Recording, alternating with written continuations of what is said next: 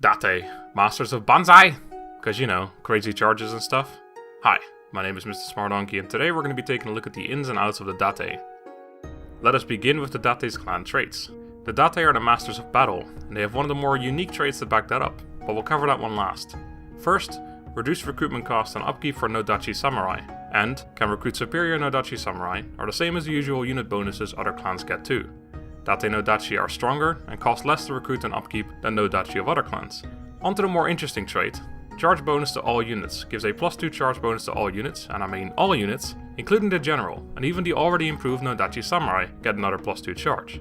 However, this bonus only counts in a campaign, so the Date don't get any special charge bonus to their units in custom and multiplayer battles, which is odd since for example the Hattori Kisho training does carry over from campaign to custom and multiplayer battles. This also means there's no encyclopedia entries for Date units, and custom battles will never give an entirely accurate simulation of the Date power. Not sure why CA decided to neglect the Date like that, but that's the way it is. Let's move on to the campaign. The Date start in the province of Iwate, a similar starting province to Shimazu, but much more difficult due to its size. We'll go into more detail on that in a minute. Iwate as a town is great. It has fertile soil, so you'll be covered on the money front. You get a blacksmith, which is incredibly valuable especially in the early game. You also get a port, which you can use to claim the northern trade resource early on. And lastly, you start with a sword school, so you're able to recruit katana samurai from the get-go. Like I said, a strong town. When looking at the Date's neighbors, we see they only have two, starting with the Mogami in the west, your only enemy. They own both Ugo as well as Uzun. Both towns have fertile soil, and Ugo has a stoneworks and a port, while Uzun has a holy site. Your only other neighbor to the south is the Hatakeyama in Miyagi. As I've mentioned many times before, the Hatakeyama are the strongest faction on turn 1 due to them owning 4 provinces in different locations of Japan. Miyagi also has fertile soil as well as a port and an iron mine, which provides iron as a resource. As I'm sure you've noticed, soil is pretty good around these northern parts of Japan, and thus money should never be too much of a problem. Now on to why the Date starting province is somewhat difficult.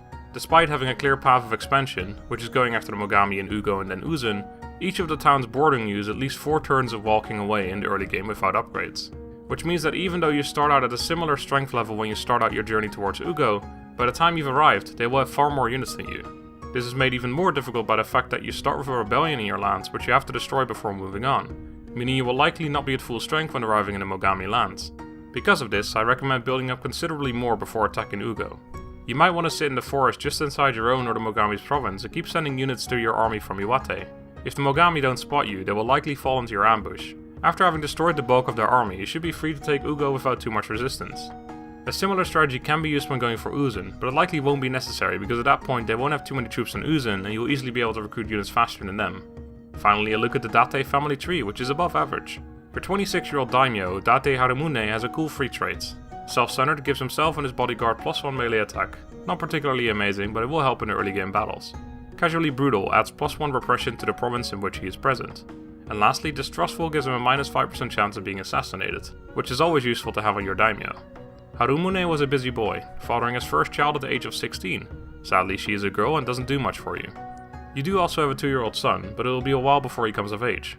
More useful are your brothers, of which you have a 23-year-old as your second general and an 18-year-old who can come of age at any moment.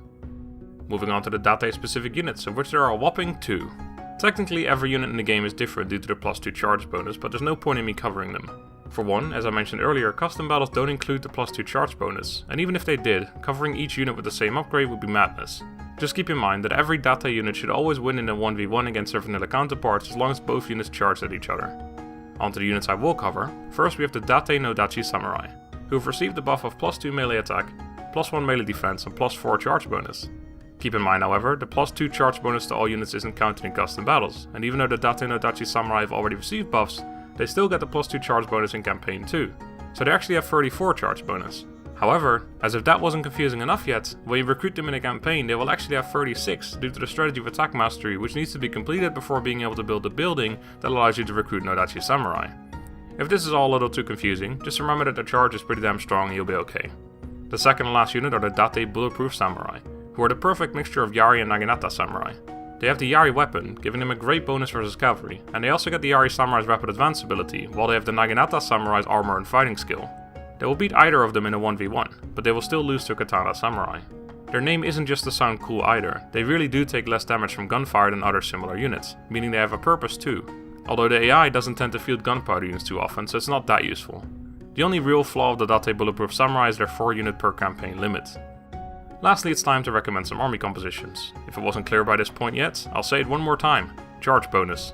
You want to build all your armies around it, even in the early game. Use the buildings you get given in the early game and get some katana samurais in your army. Similar to the Shimazu, you want to field about 4 or so you'll be able to take on just about any early game army, especially if you're able to get some light cavalry in your army too. In the later game, there's lots of different units to recruit. Your main army should be no Dachi Samurai, but the rest of the army is up to you. You could field Naginata Samurai to soak up arrow fire, or get Naginata Warrior Monks to do even more damage and reduce opponents' morale further with Warcry. The same goes for Bow Warrior Monks with Whistling Arrows, or just forego ranged units altogether and get some Yari Cavalry. I would definitely recommend fielding Date Bulletproof Samurai too, just remember you can only recruit a total of 4, so you won't be able to build your armies around them. No matter what you get, just remember to... That is going to do it for the Date clan overview. I hope this will help you charge like a crazed Japanese samurai better. If you like these types of videos, please consider supporting me on Patreon. If you have any more questions, feel free to ask them in the comments and I shall do my best to answer them. Also let me know which clan you'd like to see covered next. Thank you very much for watching, hope you've enjoyed, have a good day and goodbye.